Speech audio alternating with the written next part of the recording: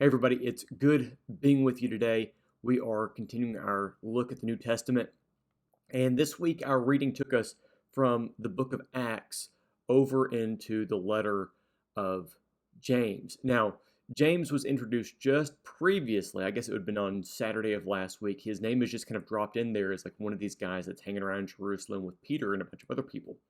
Now, James is historically understood to be the half brother of Jesus, and so this letter is written sort of like from James' perspective out to the broad church. He doesn't have like a very specific a specific audience in mind. Kind of like if you look at Paul's letters, it's Romans, Ephesians, Galatians, Colossians, Corinthians, Timothy.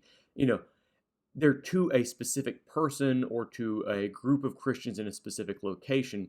But James, his book is just kind of a broad circular letter that would be would go throughout what would primarily be a Jewish church, people who had grown up in Judaism and have come over into Christianity because of their faith in Jesus.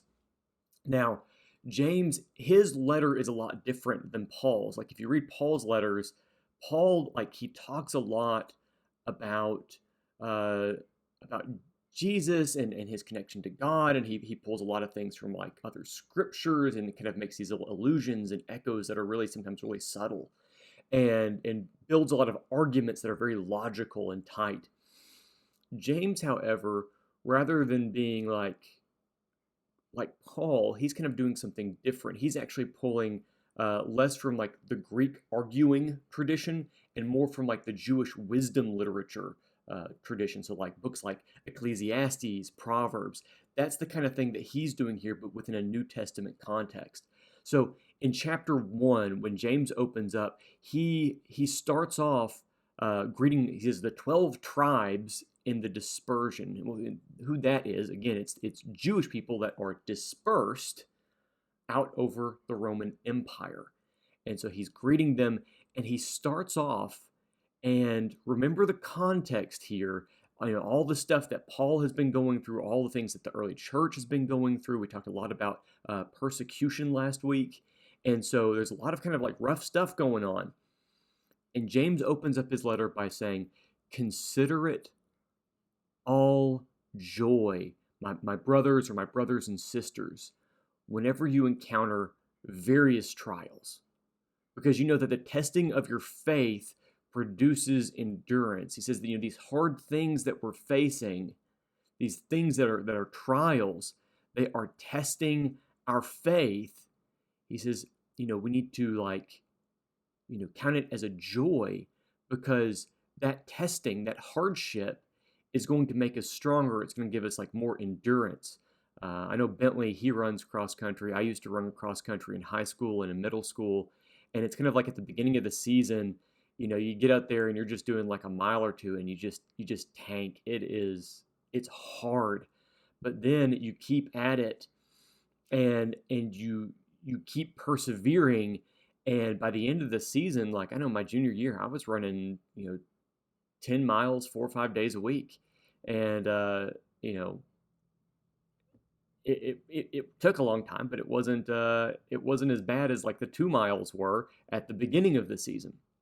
Anyway, so he says these hardships, they produce this endurance in us.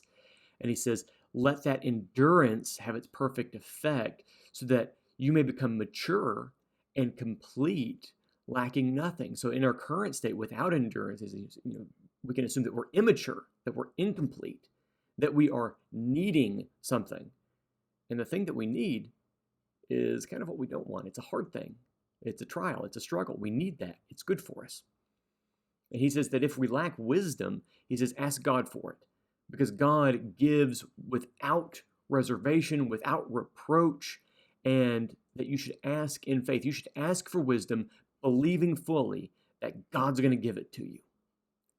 And he compares the person who asks God for something but doubts to like a wave. You're a wave in the sea. You're just being tossed about. There's no foundation. There's no firmness.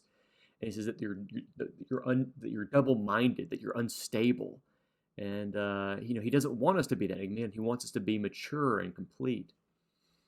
He goes on to say in verse 14, he says that each person, when we are tempted, that we are dragged away by our own desires. And so, like, I have like this mental image of, a Christian, they're wanting to get close to Christ, but, our temptations are these desires that we hold on to. And it's like they grab us by the ankles and they're pulling us away from Jesus. And it's tough when we have these desires that don't line up with the desires that God has for us. It's dangerous for us, spiritually, and a lot of the things that God tells us not to get involved in, He tells us not to get involved in them for our own good, for our own benefit in this life and in the next life. And so these desires, they can be dangerous. And He says that when it's conceived, it gives birth to sin, and that sin gives birth to death. Again, James warns the church. He says, don't be deceived. Anything that's good, it comes from God. He says, and there's no variation, there's no changing. God is constant. He's not like that wave that's always being tossed around. God is solid. And so that He gives birth to us through the message of truth, that is the gospel.